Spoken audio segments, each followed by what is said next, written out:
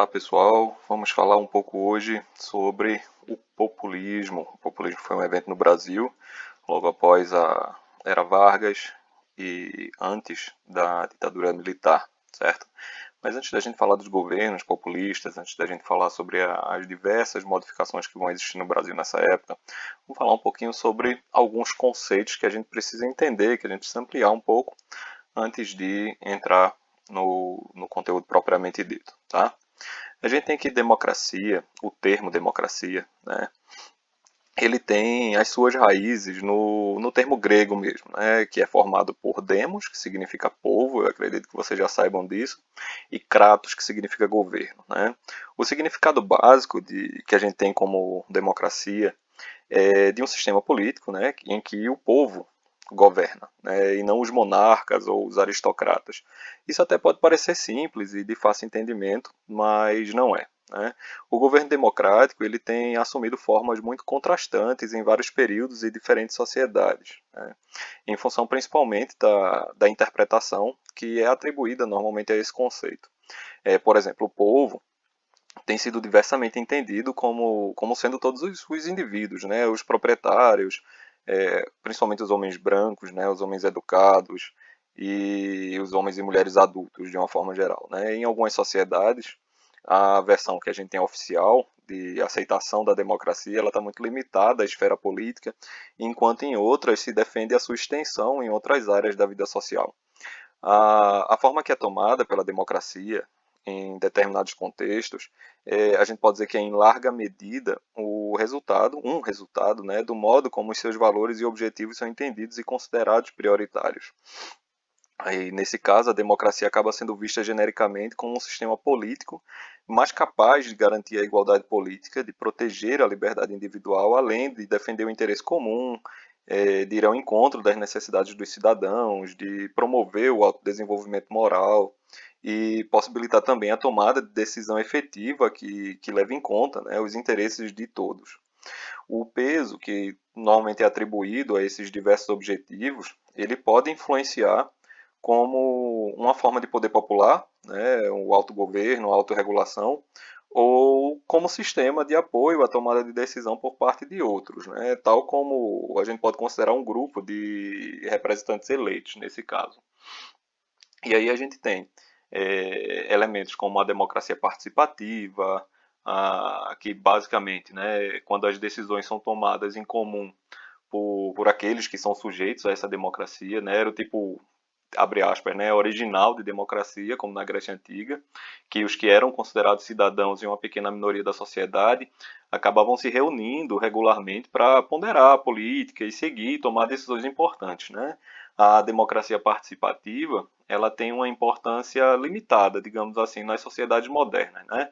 Onde o grosso da população, por assim dizer, tem direitos políticos e onde seria impossível, basicamente, né, que todos participassem ativamente na tomada de todas as decisões que os afetam. Né?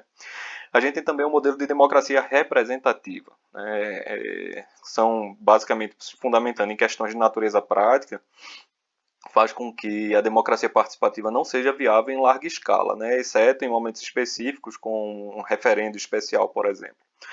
Hoje o mais comum que a gente encontra é a democracia representativa de fato, e que é um sistema político no qual as decisões que afetam a comunidade são tomadas não pelo seu todo, né, mas por pessoas eleitas para esse propósito. Nessa área do governo nacional, por exemplo, a democracia representativa acaba tomando a forma de eleições para congressos, parlamentos e outros órgãos nacionais similares. A democracia representativa também existe em outros níveis, onde a gente pode considerar que são tomadas decisões coletivas, né, como províncias, estados e até mesmo uma comunidade nacional, cidades, municípios, enfim. Né?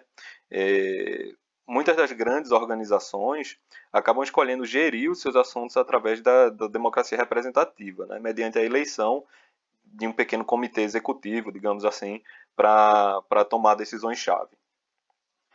E aí, nesse contexto, a gente tem no Brasil o desenvolvimento de uma democracia que é limitada no primeiro momento, e também o conceito de populismo, né, que é uma forma de governar em que, de fato, se utiliza muito do carisma. Né, e isso pode cair muito facilmente essas ações populistas, né, infelizmente podem cair muito facilmente em ações autoritárias dentro do modelo democrático, né?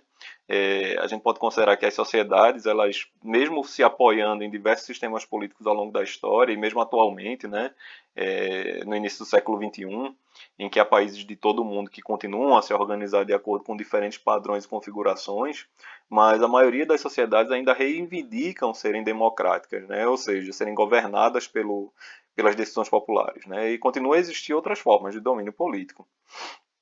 Apesar da democracia, né, encorajar o envolvimento ativo dos cidadãos nos assuntos políticos, pelo menos de maneira ideal, existem estados autoritários onde essa participação é negada ou severamente reprimida, né? A gente precisa falar sobre isso.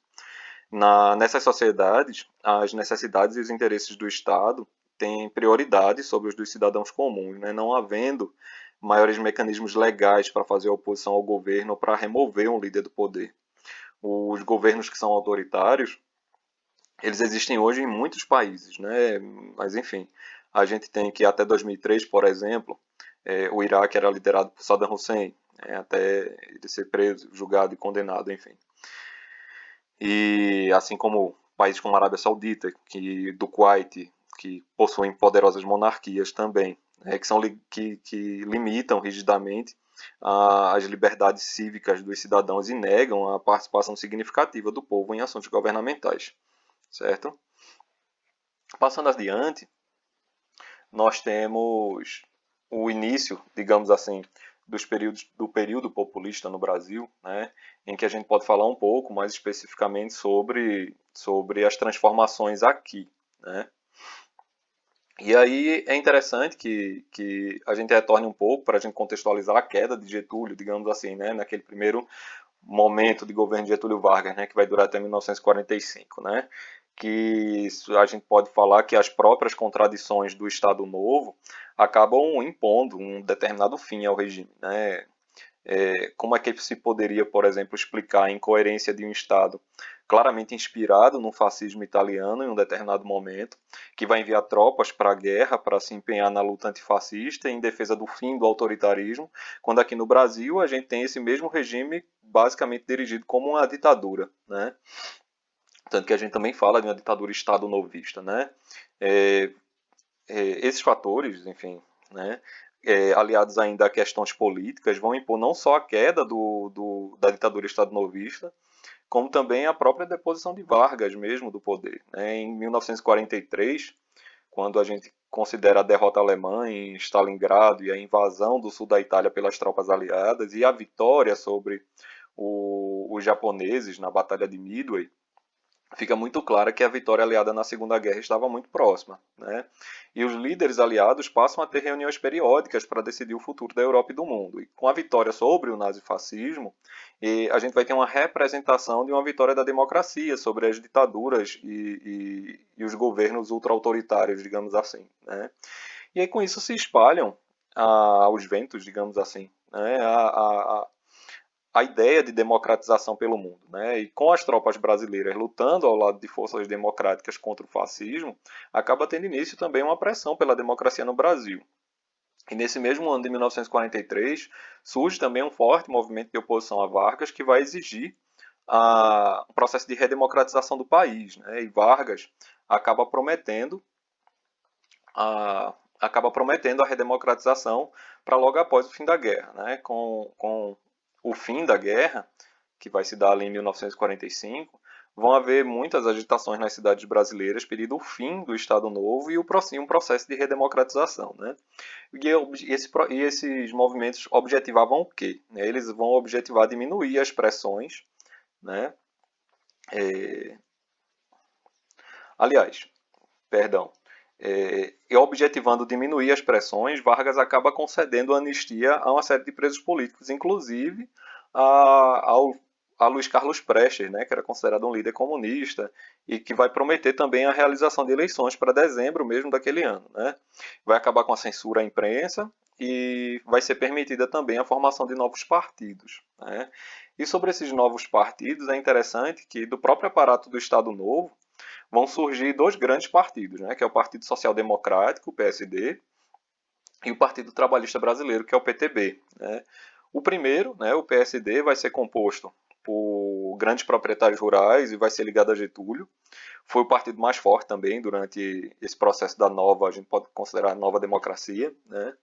Não a nova república. A nova república é pós-ditadura de 64, tá? Ali na década de 1980. Mas enfim.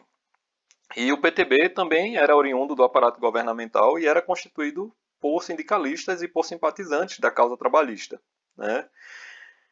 A UDN, que é a União Democrática Nacional, ela vai ser formada por um grupo mais elitista, né, assim como o PSD, mas que era duramente antigetulista. Né? Da UDN, depois iriam surgir o PSB, que é o Partido Socialista Brasileiro, além destes, o PCB, né, que volta à legalidade, e nesse contexto acaba sendo criado um movimento, né, que vai ser chamado de queremismo, e que vai defender a continuidade, né, o retorno, na verdade, de Vargas no poder. O PCB, inclusive o seu líder, recém-liberto, pela lei da anistia, que é Luiz Carlos Prestes, acabam apoiando esse movimento. Né? A razão do apoio vai se dar principalmente por conta de uma orientação do Comintern de se apoiar em todo o mundo frentes nacionais anti-imperialistas e antifascistas. Né? E Getúlio, que alimentou esse sentimento discretamente ao propor uma lei antitruste, que vai ser a chamada Lei Malaya, de junho de 45, tinha um caráter muito forte nacionalista e anti-imperialista também. A gente tem que essa república, né, ela vai de 45 a 64, 1945 a 1964, e vai se constituir, de certa forma, em uma continuação de algumas práticas políticas e da lógica do Estado Novo, né, que foi a lei de 37 a 45, essencialmente. Né?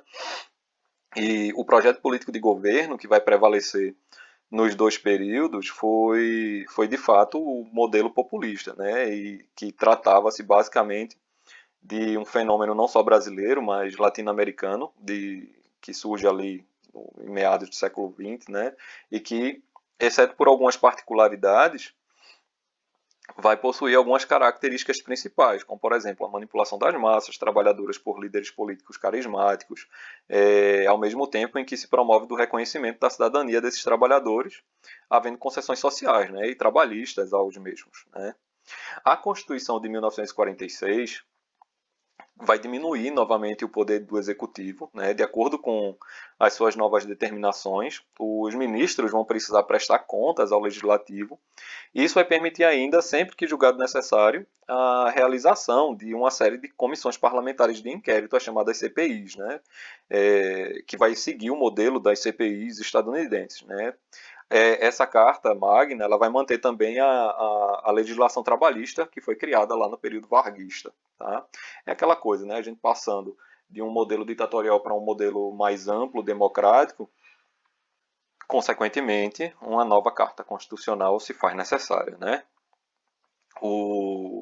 E aí, ainda nesse contexto, né? Lembrando que pós-Segunda Guerra, o que é que se inicia? Se inicia um modelo de Guerra Fria. Né? E aí, no alinhamento da Guerra Fria, por decisão do presidente Dutra, né, que é o primeiro presidente do período populista, o país vai se definir tanto no plano da política externa como aliado dos Estados Unidos, né, nesse momento, e assim vai assinar um tratado de assistência mútua e de acordos militares com os Estados Unidos. Né. Seguindo a lógica do alinhamento, o Brasil vai cortar relações diplomáticas com a União Soviética, e isso acaba levando o PCB novamente à ilegalidade ali em 1947. Tá? E essa abertura econômica de Dutra que vai receber de Vargas, né, uma economia de certa forma bem estruturada, saneada e com ampla possibilidade de crescimento. Né. Vargas vai ter criado ainda um modelo de desenvolvimento baseado no capital estatal e no capital privado nacional, principalmente com a participação menor, né, do capital internacional. Né. Seguindo a lógica do alinhamento, Dutra ainda vai abrir a economia brasileira para as empresas multinacionais, e, consequentemente, vai enfraquecer todo o empresariado nacional, infelizmente. Né? Mas antes da gente seguir nessa questão, é interessante a gente ver algumas das principais características dessa nova Constituição brasileira, né? Que, de fato, essa primeira característica aí vai levar o PCB à clandestinidade novamente, né?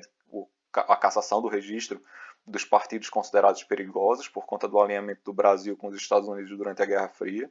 O voto direto secreto vai ser estabelecido, de fato, né? Municípios e estados vão garantir uma autonomia que não haviam conhecido até então, né? O direito de greve é assegurado, apesar de ser muito regulamentado, né? O Estado ainda vai ter um controle muito grande sobre isso, além de que a educação agora vai ter uma legislação específica, certo? Continuando, né,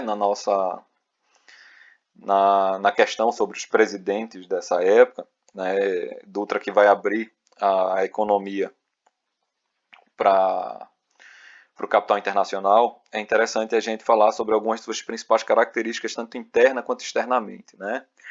A gente pode dizer que Dutra, internamente, ele vai ser responsável por algumas transformações, né? Ele vai ser responsável, por exemplo, no que diz respeito à infraestrutura, pela pavimentação da rodovia Rio-São Paulo, né? Além da instalação da Companhia Hidrelétrica do São Francisco. Ele vai elaborar também o Plano SALT, né? Que vai priorizar saúde, alimentação, transporte e energia. Vai haver ainda, né, nesse período, um grande aumento da inflação, principalmente por conta dessa abertura do mercado externo ao mercado externo, né? E isso vai diminuir muito o poder de compra do povo, né? Vai ser responsável pelo fechamento de cassinos e fim de jogos de azar no Brasil, fim entre aspas, né? Apenas legalmente falando, assim como ele também vai fechar o Partido Comunista Brasileiro, o PCB, como a gente falou antes, né? E vai caçar, obviamente, os mandatos dos parlamentares desse partido também. Em relação à política externa, ele vai reforçar, como a gente falou antes, os laços que vão existir entre o Brasil e os Estados Unidos, né? Ele dizia à época que tudo que era bom para os Estados Unidos era bom para o Brasil, e vai criar uma série de incentivos que vai favorecer a instalação de grandes empresas estrangeiras no Brasil, tá? Em relação a Vargas, né, Vargas volta ao poder de fato, só que ao poder dessa forma ele volta dessa vez eleito, né, em 1951, e vai ficar no poder por mais 3 anos, né? Ele retoma a política do desenvolvimento autônomo, nacionalista, né, e com amplas concessões às classes populares. E assim ele acaba gerando uma forte oposição ao seu projeto de governo, né, tanto dentro quanto fora do país, principalmente se a gente considerar todo o processo de abertura, né, que vai gerar dependência também por conta da política externa de Dutra, né? O desfecho da história de Vargas é sua trágica saída do poder, né, em agosto de 1954. Vargas que vivia seu exílio político, né, na sua cidade natal, que era São Borja, ali no Rio Grande do Sul, que vai lançar-se candidato à presidência da República em 1951 pelo PTB, mas mesmo sem o apoio do PSD, ele vence as eleições, e principalmente pelo movimento queremista, né? E no seu projeto nacionalista, Vargas acaba criando um amplo projeto de desenvolvimento de caráter fortemente nacionalista, né? Que vai priorizar o fortalecimento do capital nacional e vai se confrontar por isso com os interesses imperialistas internacionais, sobretudo se a gente considerar os interesses estadunidenses, né? Nessa política, a sua principal medida foi, de fato, a nacionalização do petróleo, tá? Com a criação da Petrobras em 1953. O governo de Vargas ele vai passar também a adotar uma política externa mais independente, o que acaba acarretando em retaliações do presidente estadunidense da época, que era Eisenhower, que vai romper unilateralmente o acordo de desenvolvimento entre Brasil e Estados Unidos, né, e vai acabar concedendo uma quantia muito menor, né, equivalente a mais ou menos ali 180 milhões de dólares, considerando os 400 milhões que haviam sido acordados anteriormente, né. E na aliança com os trabalhadores, e voltando-se para o movimento trabalhista, Vargas pretendia ainda reforçar, né, uma aliança populista mesmo com os trabalhadores. O que é que ele buscava com isso? Ele buscava reaver o apoio popular para garantir o cumprimento do seu programa econômico. No início ali de 53, de 1953, ele nomeia para ministro do Trabalho o João Goulart, que vai reorganizar os sindicatos, tá? Vai buscar novamente a aproximação dos sindicatos com o governo e vai chegar a criar um projeto de aumento de 100% do salário mínimo que não vai ser aceito pelo Congresso, né? O BNDE, que é o Banco Nacional de Desenvolvimento Econômico, vai ser criado nessa época, né? E que depois vai ser acrescido com um S, né? De social, e vai passar a se chamar de BNDES, né? O Banco Nacional de Desenvolvimento Econômico e Social. Esse banco vai passar a ser, a partir de então, um dos principais mecanismos de investimento e de desenvolvimento brasileiro, né, principalmente para o capital nacional.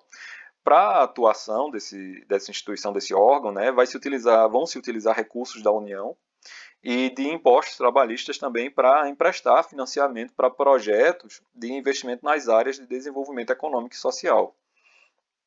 E aí, resumindo, né, como é que a gente pode considerar as principais características do governo Vargas? A gente pode dizer que as principais características e fatos do governo Vargas são o nacionalismo e intervencionismo, o trabalhismo, o populismo e a dominação de classe, a modernização acelerada, né, a nível nacional, né, a campanha O Petróleo é Nosso, com a criação da Petrobras, e a criação do Banco Nacional de Desenvolvimento Econômico. Já com Café Filho, quem foi Café Filho? Né? A gente muitas vezes não ouve falar dele, a gente não lembra de Café Filho. Café Filho era o vice de Vargas, que vai assumir após o seu suicídio. Né? Inclusive, o suicídio de Vargas vai fazer com que a presença de Café Filho na presidência, né, foi uma breve presença, fosse marcada por uma grande instabilidade. Né? Para acalmar as tensões dessa época, o novo presidente, né, ele sai aos meios de comunicação, prometendo assumir os compromissos firmados por Vargas, né, que é seu antecessor, mas a pressão política que vai ser exercida pelos setores de oposição faz com que Café Filho permitisse a entrada de políticos udenistas, né, da UDN, em seu novo gabinete ministerial.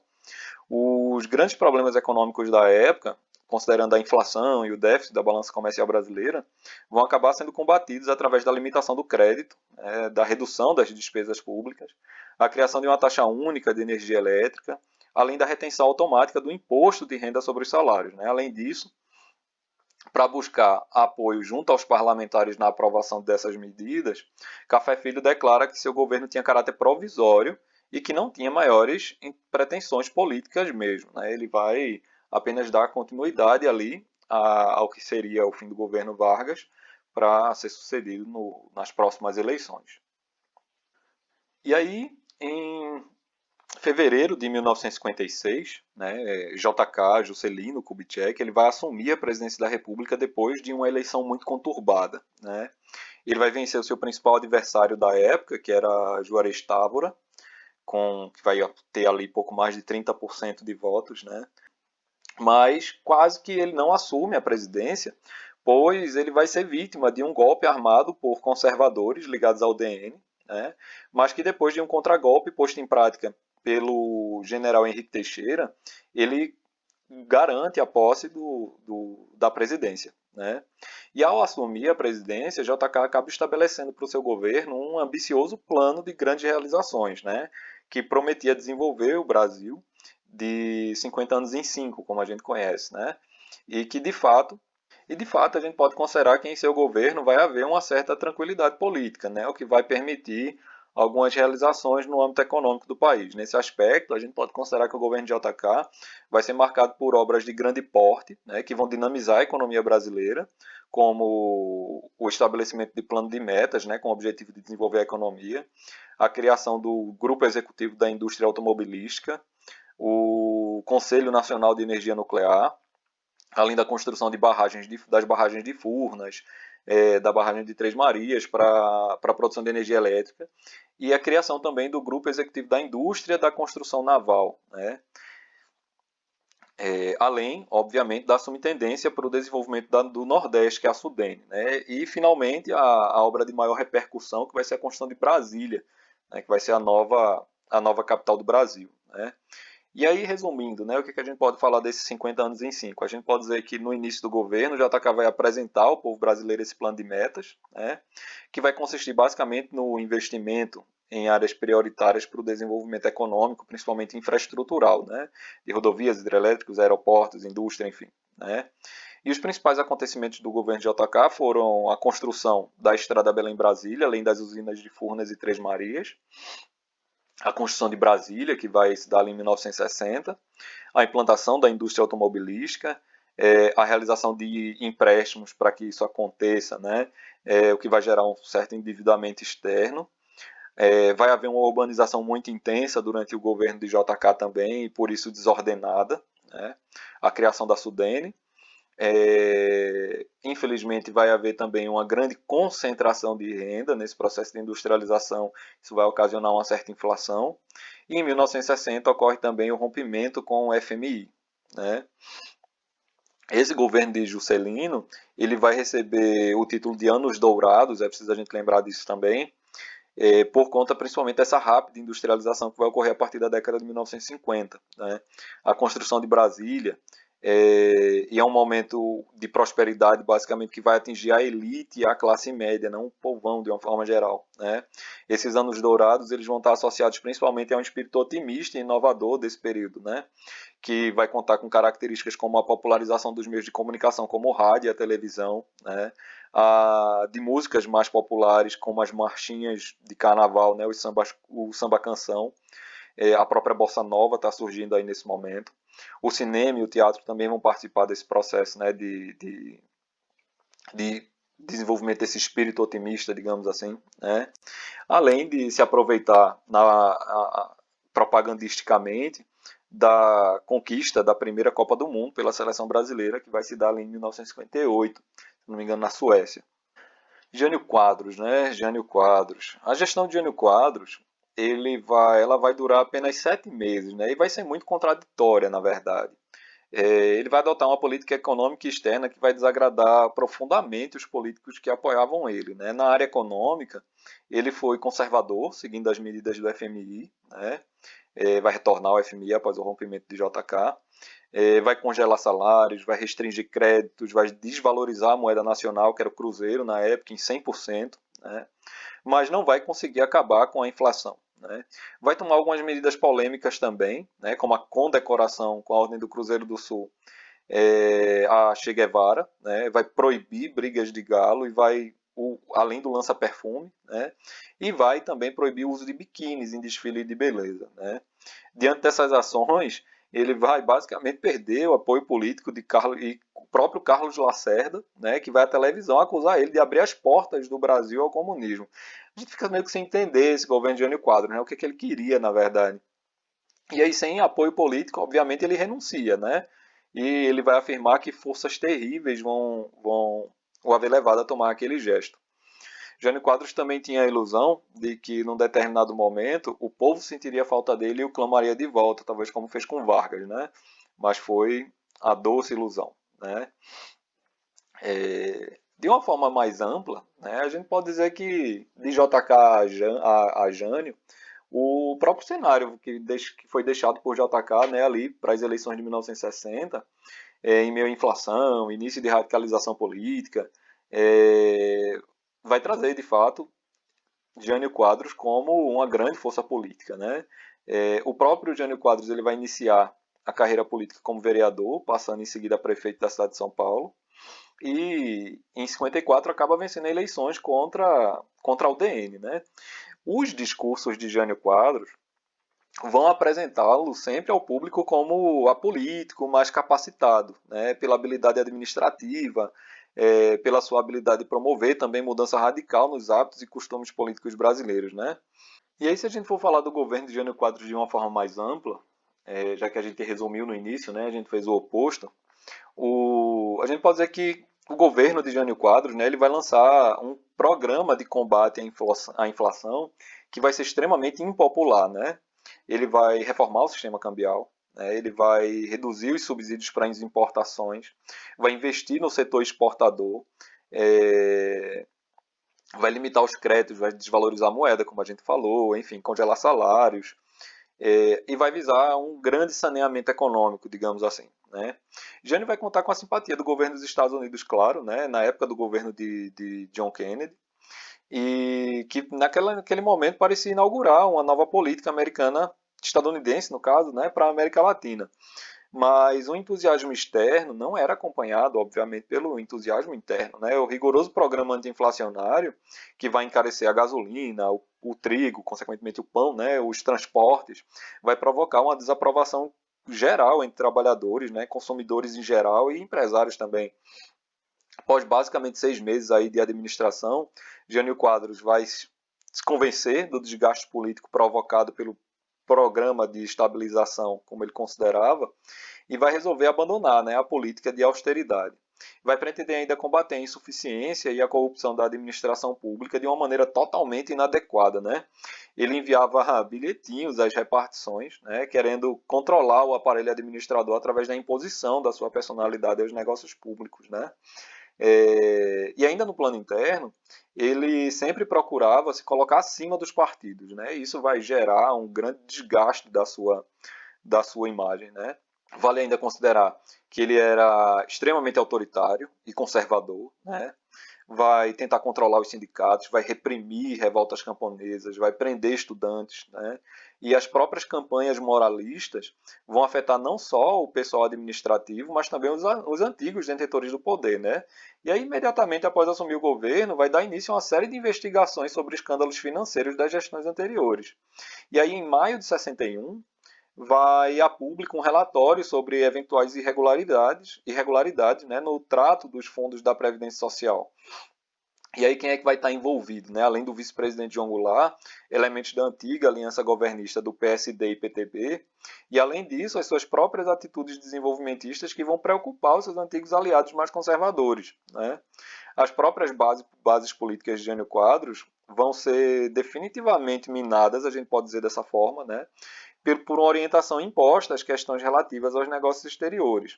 Fora toda a política externa que vai levar a uma irritação de grupos mais conservadores nas Forças Armadas, como apoio à participação da China, a China que nesse momento já era comunista, né, na ONU, e principalmente a condecoração de Che Guevara, como a gente falou anteriormente. E aí, então, após a renúncia de Jânio Quadros, a gente tem o governo de João Goulart, né, que vai durar de 61 a 64, que é quando ocorre o golpe militar no Brasil, né? É o mais conhecido golpe, na verdade, né? Não é o único golpe de Estado, mas acaba sendo o mais conhecido, né? João Goulart foi também conhecido pelo apelido de Jango, né? E foi presidente do Brasil ali entre 61 e 64, de fato. E antes disso, a sua trajetória política mais recente, antes da presidência, né, foi de fato ter sido vice-presidente de JK ali entre os anos 56 e 61, né? E aí, em agosto de 61, com a renúncia, né, ele assume o governo, certo? No entanto, alguns partidos da oposição, como a UDN e os militares, tentam impedir essa posse, né? Na época, Leonel Brizola, que era governador do Rio Grande do Sul, liderou uma chamada Campanha da Legalidade, né, a fim de garantir o direito do vice a assumir, na falta do presidente, previsto lá na Constituição de 1946 mesmo, né? E Brizola acaba conseguindo o apoio do Comando Militar do Rio Grande do Sul, de líderes sindicais e de uma série de movimentos estudantis e intelectuais também. Para contornar a crise, o Congresso Nacional acaba aprovando a mudança do regime nacional para o parlamentarismo, né? E no dia 7 de setembro de 61, João Goulart toma posse, né? Em janeiro de 63, acaba ocorrendo um plebiscito em que o povo opta pela volta do presidencialismo, né? Foi aquela tentativa de diminuir os poderes do presidente para que os grupos de oposição mais conservadores se acalmassem e, posteriormente, ele retornaria com os poderes de presidente totais, né? E aí João Goulart vai adotar uma nova política econômica, de um lado mais conservadora, mas por outro sempre atento às reivindicações sociais, né? O que vai desagradar e desprestigiar muito claramente os interesses dos grandes proprietários, dos empresários e das classes médias também. E aí ele vai procurar diminuir a participação de empresas estrangeiras em setores mais importantes da economia brasileira, né? Além de instituir um limite para a remessa de lucros das empresas internacionais, né? Ele vai defender também a realização de uma série de reformas que poderiam promover a distribuição de renda, né? Eram chamadas reformas de base, que contavam com medidas como reforma agrária, tributária, administrativa, bancária e até mesmo uma reforma educacional, né? Em um grande comício, na época, realizado ali em 1964, na Central do Brasil, no Rio de Janeiro, Jango vai anunciar que vai dar início a essas reformas, né? E esse evento foi o motivo, né? Se não mais um motivo, mas o motivo para a oposição acusá-lo de comunista, né? E a partir daí houve uma mobilização social muito grande anti-João Goulart, né? Anti-Jango. Alguns dias depois desse comício, acaba ocorrendo a famigerada Marcha da Família com Deus pela Liberdade, com a classe média dando apoio aos militares, né, e ao golpe do poder. ao golpe de Estado, né, digamos assim. E aí, finalmente, em 31 de março de 64, os militares tomam, de fato, o poder, com o apoio dos Estados Unidos. Né? Jango se refugia no Rio Grande do Sul e de lá acaba partindo para o exílio no Uruguai e na Argentina, onde ele vai falecer aproximadamente aí aos 57 anos. E na nossa próxima aula, nós voltamos, na verdade, com o período ditatorial brasileiro. É isso aí, gente.